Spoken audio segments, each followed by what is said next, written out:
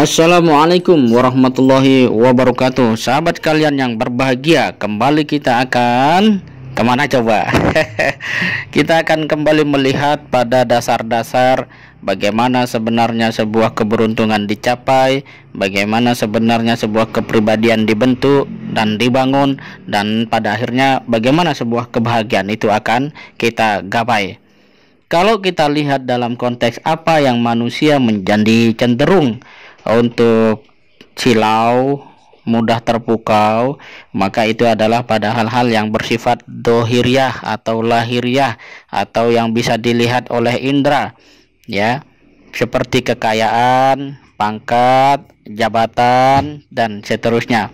Dan sebenarnya hal seperti ini sudah terjadi sejak lama, sejak ketika kehidupan itu dimulai oleh manusia itu sendiri, yaitu utamanya putra dari Nabi Adam, antara Qabil dan Habil, yang kemudian salah satu membunuh yang lainnya dikarenakan berebut tentang siapa sebenarnya pasangan yang tepat.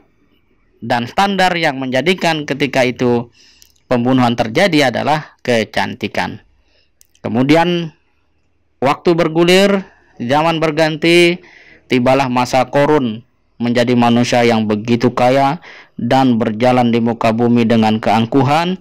Lalu orang-orang yang tidak mengerti dalam hatinya, bahkan dia berucap, sangat beruntunglah Qarun itu, ya, betapa beruntungnya Qarun itu sekiranya bisa memiliki kekayaan seperti dia. Namun ketika azab datang, Qarun ditenggelamkan ke dalam bumi, sadarlah manusia bahwa semua itu tidaklah berarti.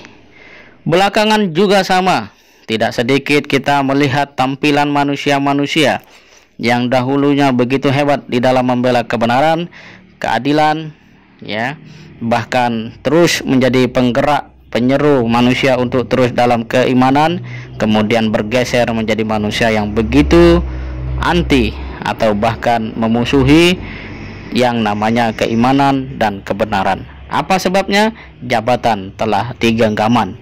Sahabat kalian yang berbahagia, kalau kemudian kita juga tidak menyadari, tidak mengerti, lantas hidup sebagaimana kebanyakan orang pada umumnya hidup, maka kita juga akan terperosok dalam fata morgana yang mana banyak orang telah menyesalinya ketika itu. Nah, menarik apa yang disampaikan oleh Buya Hamka di dalam bukunya Pribadi Hebat. Dia mengatakan bahwa pribadi hebat itu adalah yang memiliki akal budi, ya, artinya ada pikiran, ada akhlak, ada komitmen, ada nilai-nilai kepatutan yang digenggam sehingga dia tidak menghalalkan segala cara. Kemudian ada kemauan dan cita-cita mulia sehingga hidupnya penuh arti, bermanfaat, dan menginspirasi. Dan yang lebih menarik, kata Buya Hamka, tinggi rendahnya kepribadian seseorang dapat dilihat dari usaha hidupnya. Orang yang betul-betul memimpin dan dia berangkat dari sebuah upaya mendasar, bertahap, sistematis, dan kokoh untuk menjadi seorang pemimpin, maka dia adalah pemimpin yang hebat, pemimpin yang visioner. Ini bisa dilihat dari Rasulullah Shallallahu Alaihi Wasallam. Memang sejak kecil sudah tertanam kuat kepribadian jujur, berkata mulia, berakhlak yang baik, dan seterusnya. Sebaliknya, kalau ada orang memimpin dan tidak memiliki, ya, usaha yang sungguh-sungguh di dalam menjadi pemimpin, maka dia akan menjadi, ya, semacam tombol bagi terjadinya kekacauan, ya, dan kebalauan, ya. Kacau dan balau. Kemudian bisa dilihat dari caranya berpikir. Kalau cara berpikirnya dilandasi iman, maka insya Allah kebijakan dan ucapan serta tindakannya akan benar dan mendatangkan maslahat. Yang kemudian adalah tepatnya berhitung. Hitung-hitungan di sini, ya, tentu saja bukan sebatas pada hitungan dunia, tapi juga hitungan dari Allah dan Rasulnya, di mana apa yang disebut keuntungan, kebahagiaan tidak melulu didasarkan pada kalkulasi rasio, tapi juga keimanan. Dan ini berdampak pada jauhnya memandang dan kuatnya semangat di dalam diri. Jadi kalau kita mau melihat apakah diri kita ini adalah pribadi yang baik, pribadi yang unggul, atau sebaliknya bisa kita cek dalam diri kita. Apakah ada ya usaha hidup kita untuk sungguh-sungguh beriman kepada Allah, dan apakah cara berpikir kita di dalam memandang hidup ini sesuai dengan apa yang menjadi tuntunan agama Islam.